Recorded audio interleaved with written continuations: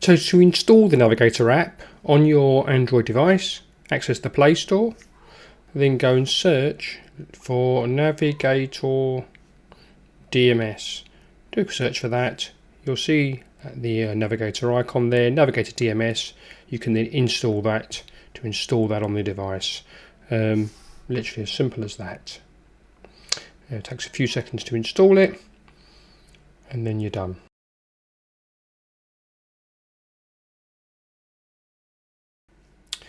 So once you've got Navigator installed, you'll see it on your device, on your tablet or your mobile device. To log in is very straightforward. You'll need your system name. So in this case, you'll see Regressions, one of our test systems. You'll put in your user ID, your staff number, and then the password that goes with that. And then you can log in. And what you'll see here when you start off is any jobs that you've been scheduled with. Now, if you've got no scheduled jobs, there won't be any there, and you can type the job number at the bottom there.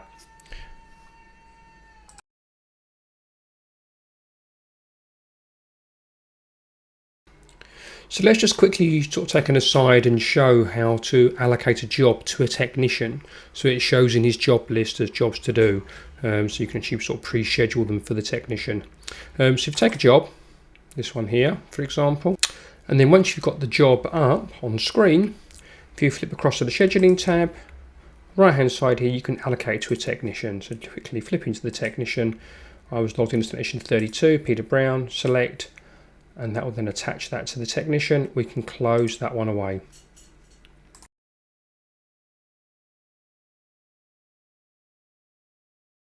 So what we'll now see on the technician screen now is where we had one job. The job I just allocated is now showing there, that job number 285. But it just remind you can put any job number down the bottom. It doesn't have to be one you're allocated to. If you've got a job card in your hand, you can click on it, or you can just click on one of the jobs that are there. So 285, and now we can see the job. So it will show me the vehicle that the vehicle is on, the job is on, when it's in, when it's out, what the jobs are for. So each job line says customers in for a service, carry engine oil, filter change, it's got 1.5 hours for that. An MOT, you've got an hour for that. We can now clock onto the job card, and that will clock us onto the job card as a whole. And now we'll see at the top that it's green, which means that the time is running well. We've got 2.5 hours to do the job, and we've so far spent 0, and that's a refreshing time clock that it'll get there. And then we can now go through each job line in turn. So as we start the service, we can click onto the service, and now we can see the status of the service. And now we can see, again, we've got the green colour code. As soon as we go over that 1.5 hours for the service, it will start to change first yellow, and then it will go red. And what you'll see here on each job line, we can type in a note. So we've got our technician can type our notes in, so we can type in anything he wants there. So we can type in whatever we want there and key that in as a note. And also, once he's finished that job line and wants to move on to the next one,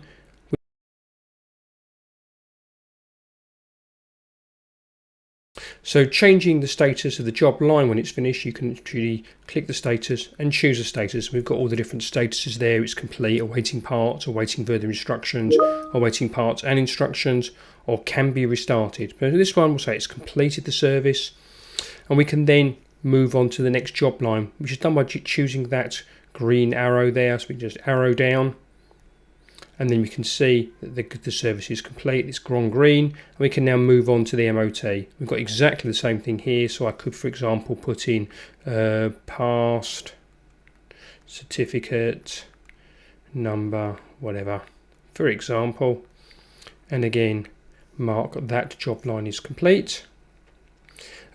Once we've done that, we can go back to the job line as a whole, and we can complete it. Before I do that, I will show a few more features.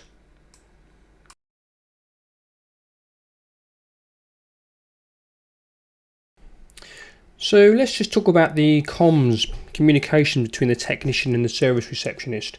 You'll see when I'm clocked into the job here, on the bottom right hand corner, you'll see a button marked communications.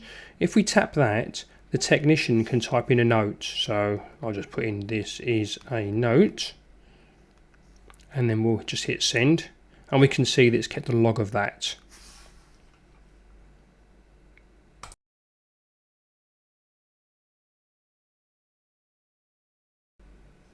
And if we look at the main Navigator service reception screen, down in the bottom right here, as soon as the technician sends his message, he'll see down here that there's some follow-ups to look at. If we click on the follow-ups in the communication that this is the note from Peter, we'll see it as a mobile app item. We can click on that, and that will then bring up the job like that. And we can see down when we're in the job, we can actually see on the comms tab here that the technician's note is here. We can see who it's come from, and we can reply to it very easily just by messaging the technician back. And you can just type in, there's the technician note, and we can type in the response.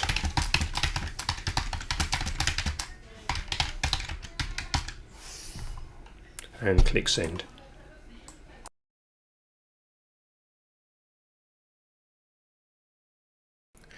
So when you send a message from Navigator back to the technician, you'll see that the app shows here that it's got a message, and you'll see in notifications that there's a reply to the technician there, and we'll see that.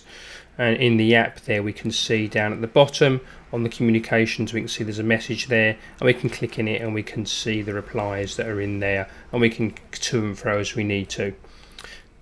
So very easy.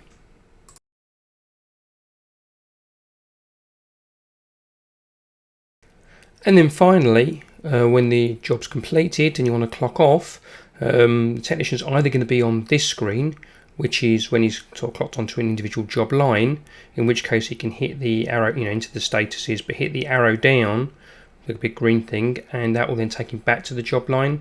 And then at the bottom we can see that there's a clock off button. Hit the clock off button. We've got three questions to put in. What's the mileage on the vehicle? What's his next non-productive code, so waiting for a job, for example, and what's the status of this job? Is it complete? Is it awaiting restart, awaiting parts, authorization, awaiting test? So if this one's complete, for example, and then we can clock it off, and that will take us back down to my scheduled job list. We can pick the next job or type the next job in at the bottom. So just prove that 280. We can then go into the next job. That's the very end of this course. It's really followed the whole process from end to end. I hope that's been useful. Thank you for watching.